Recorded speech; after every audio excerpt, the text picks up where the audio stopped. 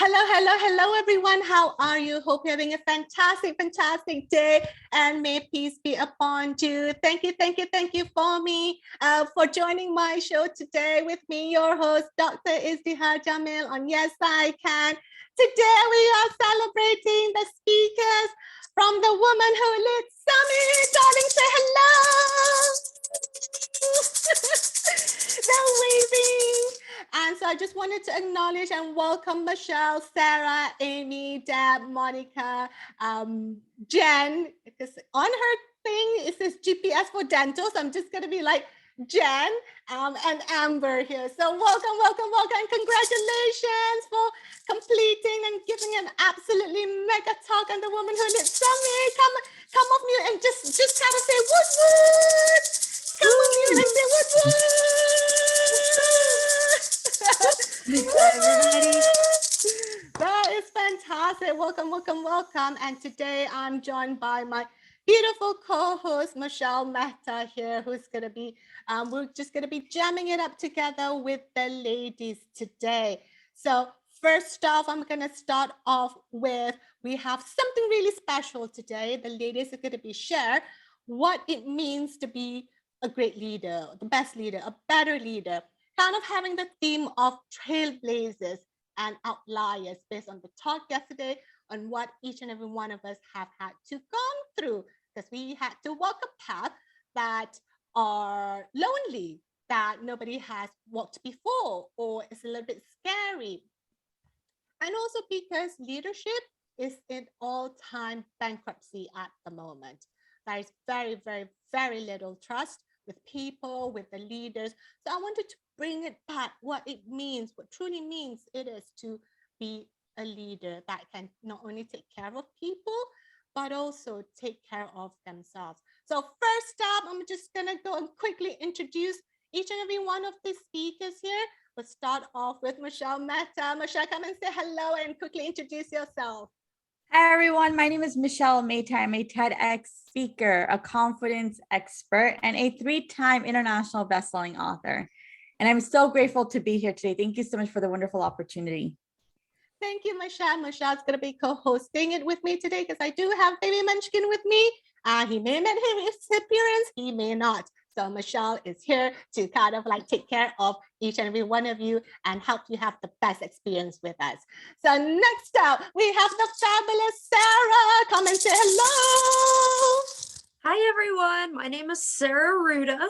I'm a 2-time international best-selling author. I'm also a paramedic and nurse. I focus on motivational and confidence coaching and motivational speaking. I'm so excited to be here, and these ladies are amazing. Thank you so much, Sarah. And what Sarah specializes is outdoor activities. She loves the outdoor, building confidence and setting small goals in the outdoors. Welcome, Sarah. And next I have the beautiful Amy McNally, who comes all the way from Hawaii. Amy, come and say hello. Hello. I'm so excited to be here. My name is Amy McNally. I'm a money and business coach for female entrepreneurs, and my absolute passion is helping you make more money in your business. So I take you through a couple different strategies and things, both energetically and strategically, to really just get the money flowing into you. So that is what I love to do, and I'm so excited to be here today. Wonderful. Thank you so much, Amy. And towards the end, Amy has created a very special session for each and every one of us to tap into the money flow and money abundance. And Amy lives in Hawaii in a beautiful farm. And yes, darling, I have personally invited myself over to her place. Come on over. Thank you. And next, I want to introduce Deb Rossman, who is an artist, a poet. She'll be reading her poem, her beautiful poem that when my grandma Mamin passed away was the thing that soothed my heart, because Mamin was gone. And I was like, you know, when you lose someone that you love the most in the world, it was really hard. So Deb, come and say hello, darling. Hello, everyone, and hi. So my name is Deb Rossman. I am also, thanks to Izdihar, a international #1 best-selling author of It Is Done, and of course also a promoting my book, which speaks to my passion. And the book is The Grieving Heart, about loss, hope, and living. And the emphasis is on living. My passion is to help foster within each of us the ability to self-soothe, to embrace that uncomfortable process for the purpose of working through it. And I think the entire world is grieving right now. Beautiful. So Thank you let's shine so a light much, and Deb. show the way. Absolutely. Thank you, darling. And the next up is my gorgeous friend. She used to be a mascot in high school, but more important, she's a mom and she is a cancer survivor. So it takes a lot for her to be here today. You know, I get this goosebump whenever I remember her story. So Monica, darling, come and say hello. Hi, you guys. It's so awesome to be here with all of you wonderful ladies, especially in positions of leadership, because we have an opportunity to lead the way. My name is Monica Bloom. I am the creator of Hey Monica B, and that's I'm an Ayurvedic teacher. And so Ayurveda is the science of life, and it's a sister science to yoga. So we use mind, body, spirit to use our authenticity to live the best life possible.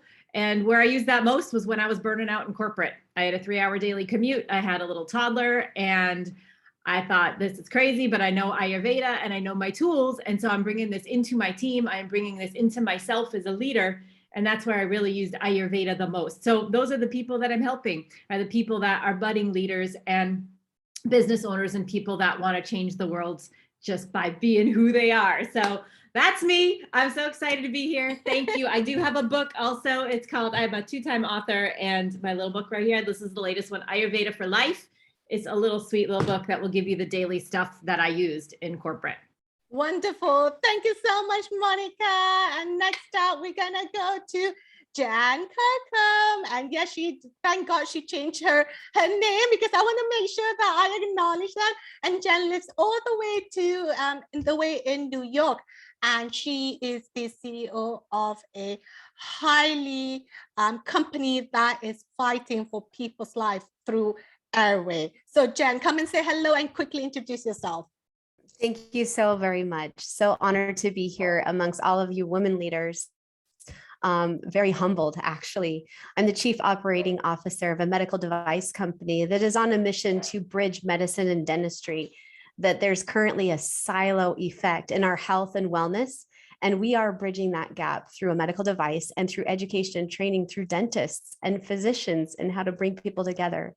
I've kind of fallen into teaching leadership and teaching organizational development because of my role. I'm leading a group of men in a long time transitioning into a women-led movement. And so there's a very interesting dynamic. So I really learned how to hone in a feminine energy to the leadership and even bringing that out in the men that I work with. So I glean from all of your expertise, and so honored to be here. Thank you so much, Jen. What an incredible pathway to create. And last, we're going to go all the way up north to Canada. She was just here in California. That's why she got the suntan. So Amber, darling, come and say hello. Good afternoon, everyone. It's such an honor to be here with you, Izdihar. Thank you always for bringing such fantastic human beings together. I am a business strategist, coach, consultant, speaker. Again, thanks to Izdihar, international bestselling author and podcaster. So my podcast, What Would Amber Do, is in its 3rd season. I'm originally from New Zealand, and Canada has been home for most of my life. My commitment is really that people are never stuck in life, that they get to live a completely created life of their own design based on what they authentically want. And it's important to me that people really get that leadership is not a title. It's not about hierarchy. It's really about ways of being and acting, and that everyone is a leader in their own life. Beautiful. Thank you so much, Amber. So now I'm going to ask my co-host, Michelle, to kind of take the next part to take care of you ladies. She's got a few things that she wanted to hone in and discuss with you. And leadership is so important today. Like whether we like it or not, whether we want it or not, we are leaders, whether in our lives, in our family home, in the people around us, in the children, in the school, in the community. So Michelle, take it over, darling. And it's kind of like ask these ladies their wisdom in leadership. Yes, absolutely. Thank you so much once again. And it's such an honor to be with you, such amazing, beautiful human beings and wonderful leaders. So I'm going to go ahead and just ask a couple questions. We're just going to round robin it. So my first question is, what are characteristics of a leader to build a business? What are the characteristics of a leader to build a business? I'm going to go with Sarah. Sarah, what is your answer? Ooh, I feel like I'm put on the spot here. Oh, gotta fix my hair. So I think some of the biggest characteristics that you really need is being an empath. You really need to know how to read your people and what they need, because you can't lead. And another thing is, you can't lead unless you're willing to do what you are asking them to do, right? So I think those are some of the biggest parts, is being able to know the needs of the people you are there to help, genuinely wanting to help them, and not asking anybody to do something that you aren't willing to do yourself. You know, to be a good leader, you need to be a good follower as well. Perfect. So Thank you so much, Sarah. Yeah, thank you. Amy, what is your characteristic of being a leader to build a business? The immediate thing that came to me when you asked that question was bravery and courage, because it takes insane bravery to go first, to be the leader, to pave the way, to do things that other people aren't doing. That's not easy. It's not easy at all. And a lot of times we don't have people, you know, encouraging us to do that. So it's really like this energy from within of like, I believe in myself and my mission and my vision enough that I'm going to be brave and courageous to keep moving forward one step at a time. Perfect. Thank you so much. Deb, what is your characteristic? Well, for me, it's the 3 C's: calm, compassion, composure. I've been privileged to work for a couple of international high octane energy sector corporations, and have had the absolute joy to work with a couple of different leaders who embrace those qualities: calm, compassion, and composure. Perfect. Thank you so much. And Monica, are you ready to answer this question? Yeah, I am ready to answer this question. So my favorite part of being a leader to grow a business is to keep the people close to the goals, to keep them close to their own visions, to ask them what they really want to be creating, whether it was a recruiter or a salesperson or my boss, the president of the company. I needed to find out where they wanted to go. And my job was to get them there as fast as possible and make sure that they could believe in their minds that they could do it. And for me, it was most fun and the most rewarding and the most business building, because then everybody was doing their thing. Perfect. Thank you. And Jen, what is your characteristic that you think would be needed to build a business? Yeah, understanding your non-negotiables. Yes. Hands down. Like, what are we really up to? And have the courage. I love how you said that, Amy, of having the courage to lead from behind, to let everyone maximize their own capabilities, and all focusing on those A points and B points of getting there to the next stage.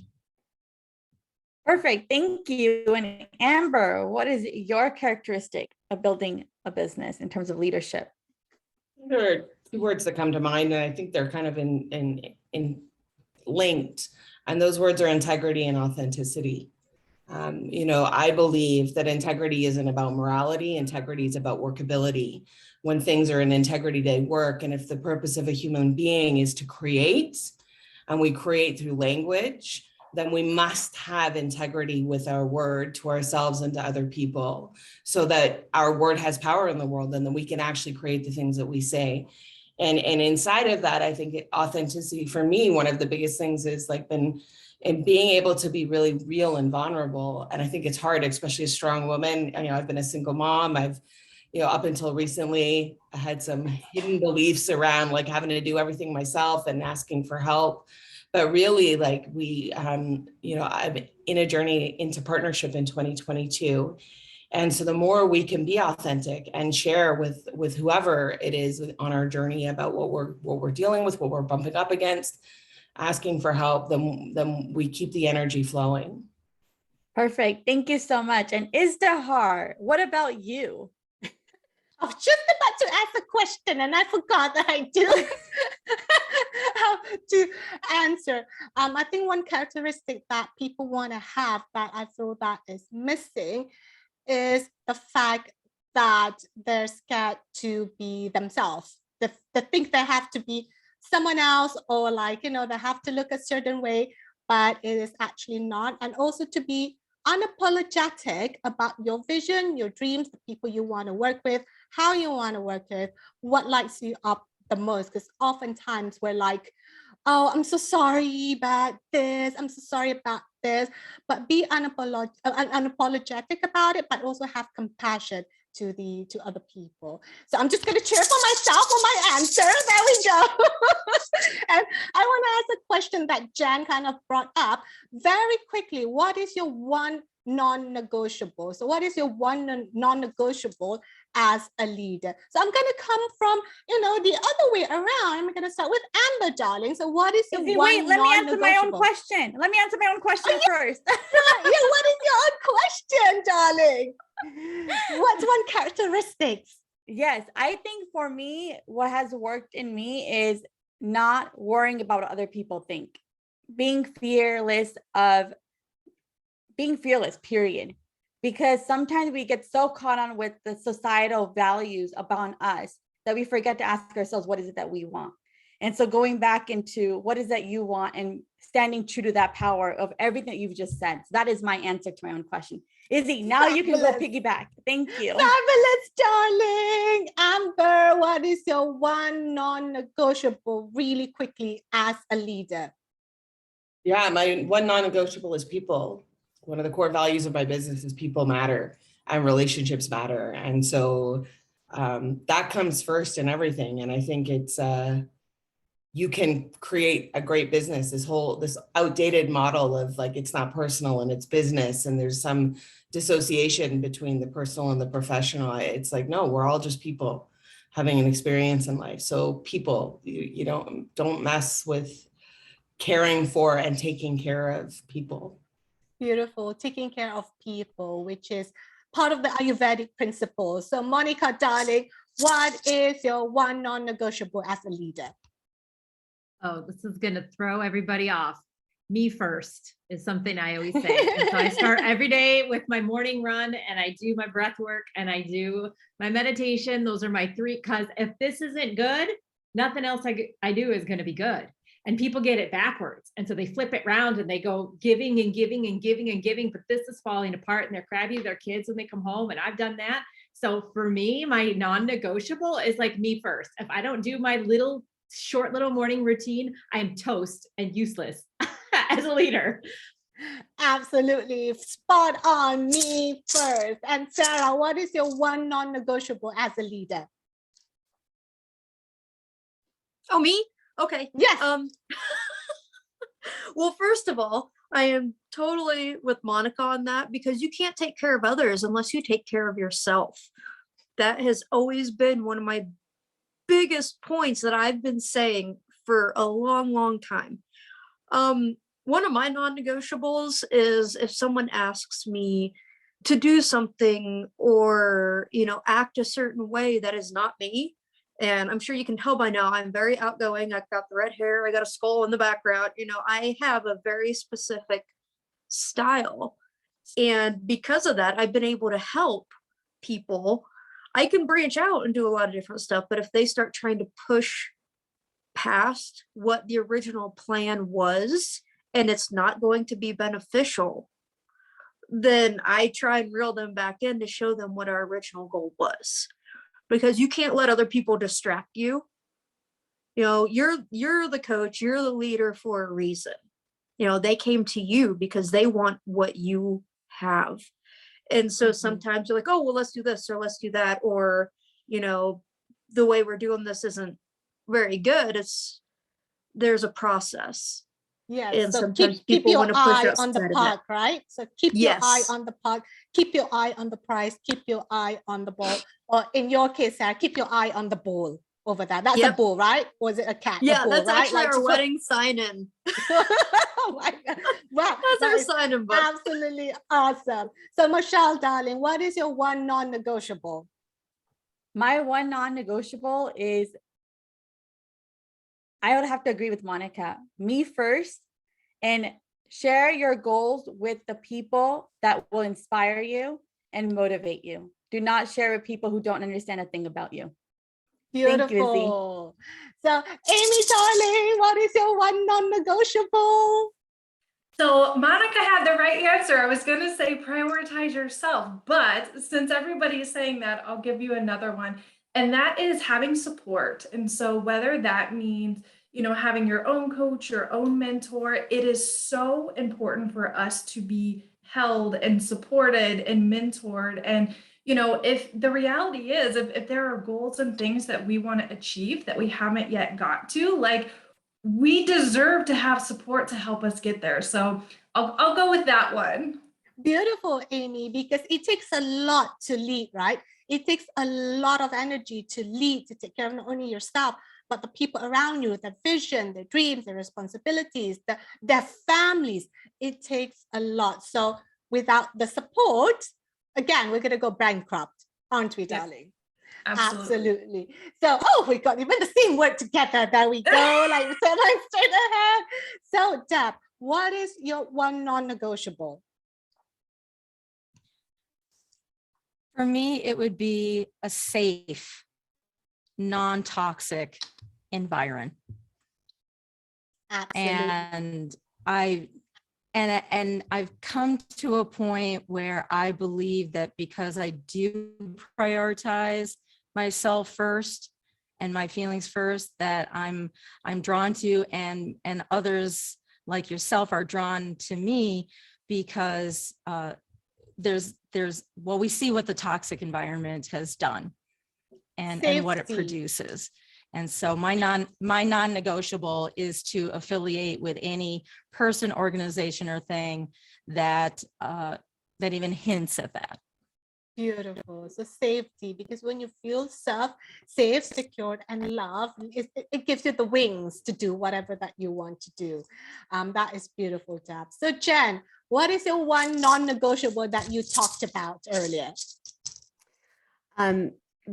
After we take Monica's first step of putting self first, then it's imperative that everyone on the team in the business has a voice measure of impact of some kind and knows clearly what success looks like, so that everyone feels those sense of rewards, those sense of winning. And that way you don't have to use motivation. It self-generates. Beautiful. So having kind of like a clarity that their voice matters, right? In the sense of reward, because your success, Jen, may look different from mine, even though we're both moms, but the way we kind of measure success is different, and success is actually personal. So like having that personal success measurement plus the theme that we're a part of is that is the beauty, what true leader should do in celebrating each other's personal goals as well as the teams. And for me, my non-negotiable would be my spirituality, like my prayers. I always start with a prayer, connection to the divine, connection to God, whoever the higher power is, because when things get tough, the only person that can make things happen, open the doors, increase the sustenance, whatever it is the owner of my soul. So I'm like, God, head on the ground, just help me with this, just help me. So that is one of my non-negotiable. And we have come beautifully to the intermission section, because we talked about what are the characteristics of the leaders, what is a non-negotiable as a leader and as a follower. Whether you're a leader, a follower, or whoever you are, it applies. Being the self first, the courage, the celebrating each other's success. So Deb, darling, let's kind of like being a leader takes a lot on the heart. It takes a lot on the heart, because at the times when you're grieving, at the times when you don't feel like it, at the times when you're hurting, at times you still have to show up even if you don't want to. And Deb is going to read a beautiful poem from her book, The Grieving Heart. As I mentioned earlier, like when my grandmama, means someone who I love most in the world, passed away. She is my life force. I see her as a legend. I am a granddaughter of a legend. Passed away. It just hurts, especially when I haven't seen her for years because of COVID. So Deb, come and soothe my heart. Come and soothe our heart with your beautiful poem, I Am Not Gone. Oh, my goodness. What a glorious, sweet, lovely, kind introduction. I am God-smacked, as it were. That said, there's also in this book, Izdihar, about losing that parent type figure, that anchor, and that piece is in the book that you have called Adrift. So we are going to go with soothing Izzy's wounded heart with these words. I am not gone. Even though my body gave out and I'm no longer around, I'm not gone. For you, my child, who is still so young, I pray you'll never feel that I abandoned you or that you are all alone. I am not gone. It is not just your memories of me that will keep me alive. Although thinking about how much I love you and how proud I am of you is good, there are other forces, factors, helpers that will be there for you when you need me. I'm not gone. They will constantly come and go from your life, for there can never be another me. But be there for you, they will be. Coworkers, friends, relatives, and many more, providing you with comfort, advice, and care. So while it is true, I've left this realm, I'm still watching over you, and with my helpers, my agents, if you will, I am still there to guide you and advise you. I am not gone. When you miss me, just stand silently and listen to my voice beating inside you. My voice sings in the wind and will resound in others too, my helpers. For Izzy, I am not gone. And this is what my book does. And Izzy, go and shed those tears, because my philosophy is, yes, it is embracing a very uncomfortable process. And this is still very, very fresh for Izzy. And the thing is, though, is I also am a firm believer that tears are the pressure valve to the soul, and they will bring relief. And you are so loved, my friend. You are so loved. Thank you so much, Deb. Clearly, darlings, wear waterproof mascara at all time, okay? Because this is what being a leader is about. Michelle has the final question for you before we wrap up the session. So Michelle, let's take the ladies home. Yes. And Deb, your poem was just so beautiful. It even brought tears in my eyes, as well, as I'm also grieving the loss of my grandmother that is going to be finishing a year in a month. So thank you so much for that beautiful poem. And I think it was just timely stated. My next question to everybody is, we've talked about trust being the lowest factor in this world right now. And we've talked about leadership being bankrupt. So what kind of people or what kind of leader do you want to work with, or that you want to trust with when it comes to leadership? So question, what kind of leader do you want to work with when it comes to trust and leadership? And I'm going to call upon Deb for this one. Well, I'm going to go with an answer to an earlier question with regard to leadership quality. So I'm drawn to someone at the helm who can remain calm, someone who is always compassionate, and someone who does have composure in particularly stressful situations. And composure means a lot of things. And so it's not about just always having the perfect hair or the perfect look or the perfect face. It's being human. It's showing your emotion, possibly even wearing your heart on your sleeve. But it's the composure, the kind I'm talking about, is to never respond with anger or negativity, or to point fingers of blame. And I will name drop here. I had worked at JP Morgan Investment Bank in New York City, and Jamie Dimon is still at the helm of that ship. And I witnessed tremendous, all of these qualities in that particular world leader. And so he set the bar pretty high. That's what I expect. Perfect. Thank you so much. Monica, what type of a leader do you think you want to work with when it comes to trust? Somebody who makes me feel safe. So safety for a lot of different reasons, because it allows me to take risks and know that I'm not going to get in trouble, which allows me to expand my full expression into the work that I'm doing. I feel safe to, share my ideas. Like I said, make mistakes. I feel safe that nothing bad's going to happen, even if I go a little sideways or something. And so that for me is hugely important, so that I can actually flourish and grow. Because not everything we do is going to be perfect, but if somebody makes you feel safe, it's the best place to play in and grow. Perfect. Thank you. And Jen, what about you? I want to work with a leader. Well, let's think about what financially happens like when you go bankrupt, right? It's an overextension of credit, something that can't support your needs of some kind. And that's the point when you start playing to win versus playing to not lose.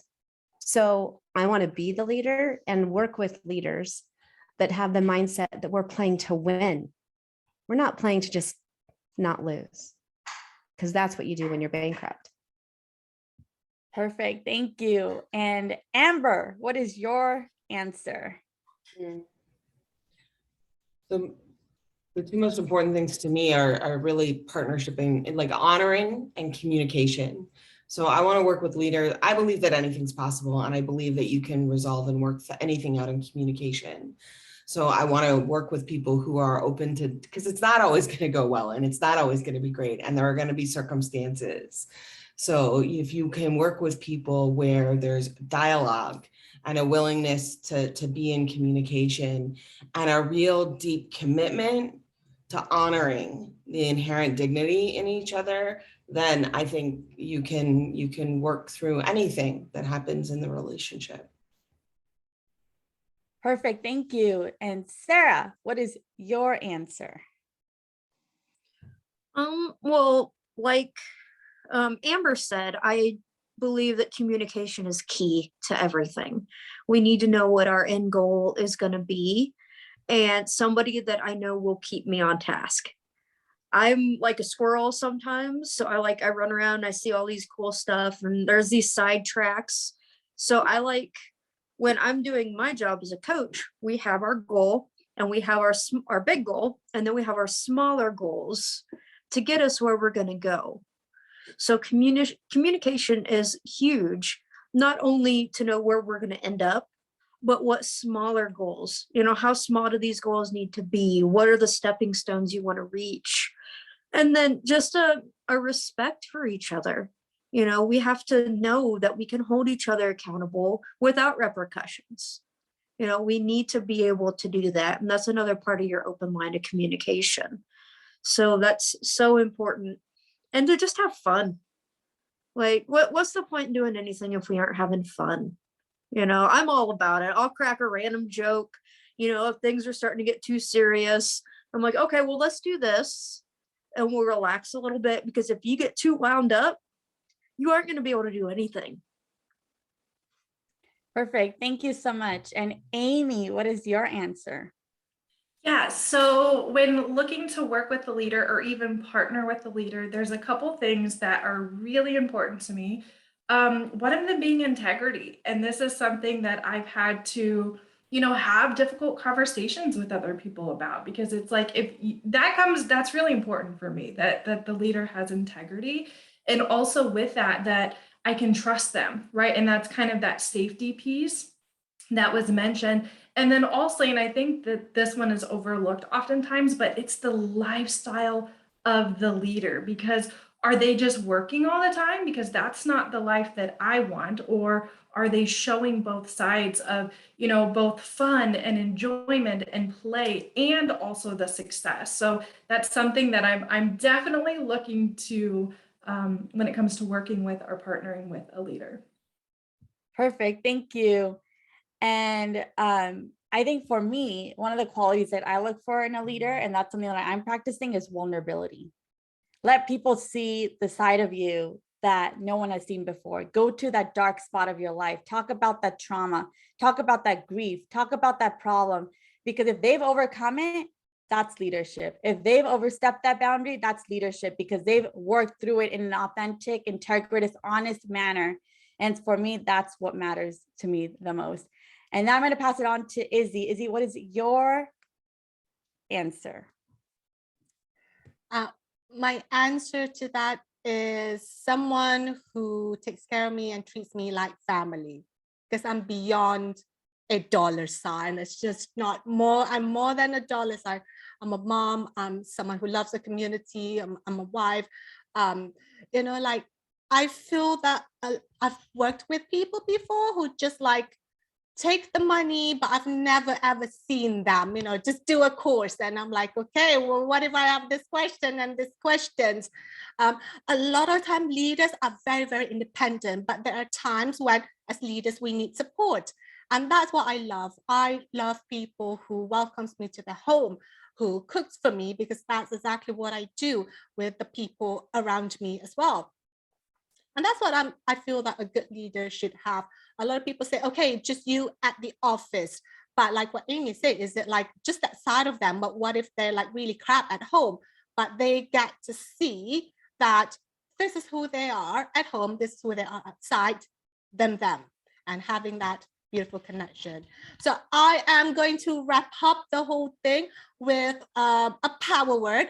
One power word. I know, Monica, you wanted to share something really quickly. So quickly, kind of drop it in, darling. I was going to drop on Amy's because she said something like if the leader's doing something that's incongruent with how she's watching what the leader's doing. Because I have a leader that I loved in corporate, and she was amazing, but she's sending emails at 5 a.m. and at 11 o'clock at night. And I felt like I had to keep up with that stuff. And I felt like even though she's like, no, you end at 5. I'm like, but you're not. So I think as leaders, just one droplet, we got to pay attention to what we're doing, because they will follow us. That's what a leader does. And so they will follow us for good or for bad. So stay congruent with what you're telling the people, and you got to live that way. That's all. Thank you, Amy, for inspiring that in me. Beautiful. And she could be just probably scheduling it at that time, right? Because sometimes God knows when I click the schedule things oh yeah, whatever time. And it could be that. But well, let's wrap up with one power word from each and every one of you, what it truly means to be a leader that you love, that has your heart, that have your trust, that if you were to go to a battle with them, to war with them, that you would go for that person and you would follow them to the battle that is life and death. So what is your one power word to that? So I'm going to start with Michelle. Go. What is your one power word? My power word at this moment is courage. That's it. Courage. Yay! Amy, darling, what is your one power word with a leader that you want to go to the war with and battle and win? I would say bravery. Bravery reminds me of Braveheart, that movie. I've never watched that movie, but I've been to the castle and it is awesome. Jen, darling, what is your one power word? Freedom! Freedom! Freedom! Amber, what is your one power word? Love. Love, freedom, courage. February, Monica, what's your power word? Drop it, darling. Light. shine it so people Light. can see where they're going.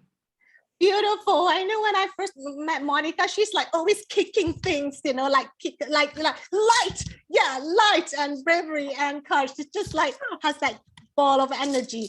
Deb, darling, what is your one power word?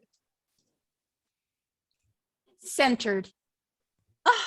Centered.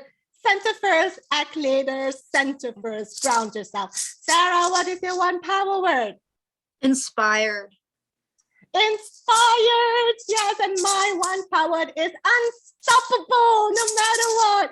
Good to great to unstoppable. And let's wrap up with today, and Amy is going to take us home and set us up for abundance and rewiring. Amy is amazing at EFT or tapping. She helps me with stepping into my abundance and my wealth and the freedom. So Amy, darling, let's take the ladies home today.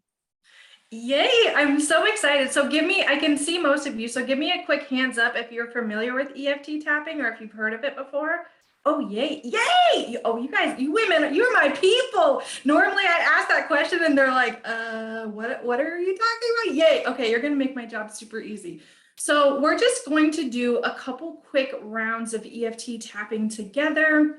It's going to be super easy. I'm going to guide you. So tap where I tap, repeat what I say, and we're really just going to work on, I don't have a script, by the way. It's just very divinely guided and channeled. So we're going to work on opening up success and abundance so that money, opportunities, whatever that looks like for you, we can kind of open ourselves up to receive that. So are you ladies ready? Are you ready to do some quick tapping with me? Awesome. Okay, so let's go ahead. Whew, and let's get, speaking of centered, Miss Deb, let's go ahead and get a little centered. So if for you, if that feels better for closing your eyes, you can absolutely do that. I'm going to close mine just for a moment and then I'll open them back up to guide you through. So just taking a moment to just center in, focusing on your breath, allowing everything that we've talked about today to just settle within. And let's go ahead and take one cleansing breath in through the nose and exhale through the mouth. Beautiful job. Let's do that one more time. So breathing in through the nose and exhale through the mouth. Beautiful. And go ahead and open your eyes if it feels good and safe to do so. I'm so excited to do this. Hopefully we're all feeling a little more centered. So let's begin by tapping on your karate chop point. It doesn't matter which side, however it feels good to you, you cannot mess this up, okay? So just tapping along, I want you to repeat back to me and say, even though there are still goals I want to achieve,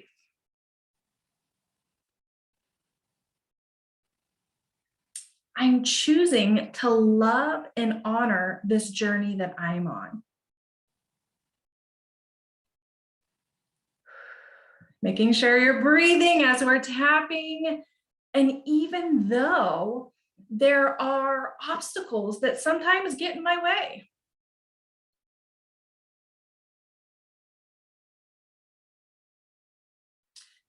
I'm choosing to trust and believe that I'm exactly where I'm meant to be. You ladies are doing such a fabulous job. Okay, this is the last time on our karate chop point. And even though there are times when I doubt myself,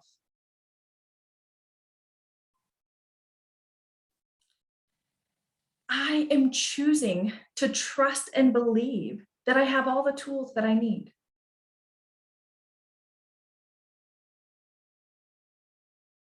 Fabulous job. Okay, we're going to move to the eyebrow point, just lightly tapping. And we're just going to say, today, I'm choosing to open myself up. Side of the eye, opening up myself to receive more success.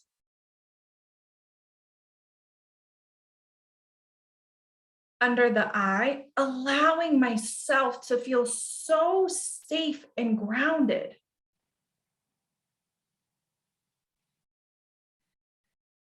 Under the nose, I am worthy and deserving of all of my desires.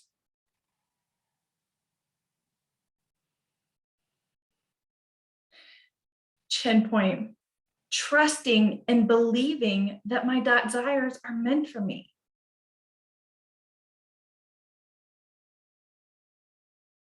Collarbone point, because the truth is, I am so amazing.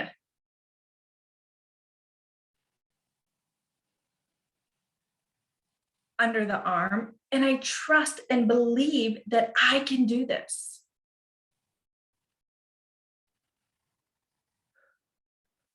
Top of the head, opening up myself to be a match for more money.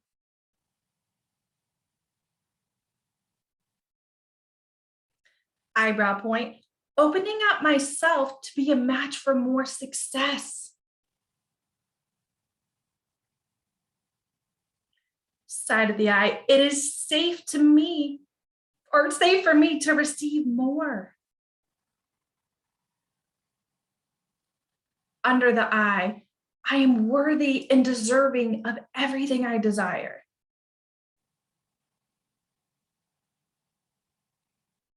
Under the nose, more success. Chin point, more money. Collarbone point, more impact.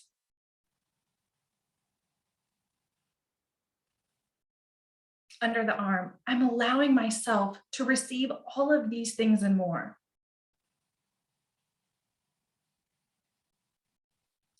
Top of the head, today is a great day and it is my time to shine.